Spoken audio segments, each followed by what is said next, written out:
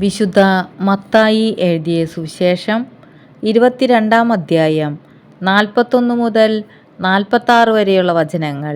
ക്രിസ്തു ദാവീദിൻ്റെ പുത്രൻ. ഫരിസേയർ ഒരുമിച്ച് കൂടിയപ്പോൾ യേശു അവരോട് ചോദിച്ചു, നിങ്ങൾ ക്രിസ്തുവിനെ പറ്റി എന്തു വിചാരിക്കുന്നു? അവൻ ആരുടെ പുത്രനാണ്? ദാവീദിൻ്റെ എന്ന് അവർ പറഞ്ഞു. അവൻ ചോദിച്ചു, അങ്ങനെയെങ്കിൽ ദാവീദ് ആത്മാവിനാൽ പ്രചോദിതനായി അവനെ കർത്താവ് എന്ന് വിളിക്കുന്നതെങ്ങനെ?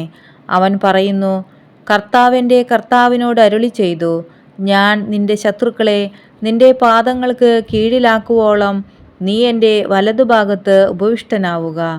ദാവീദ് അവനെ കർത്താവേ എന്ന് വിളിക്കുന്നുവെങ്കിൽ അവൻ അവൻ്റെ പുത്രനാകുന്നതെങ്ങനെ?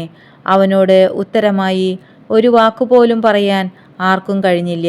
അന്നു മുതൽ അവനോട് എന്തെങ്കിലും ചോദിക്കാൻ ആരും ധൈര്യപ്പെട്ടതുമില്ല.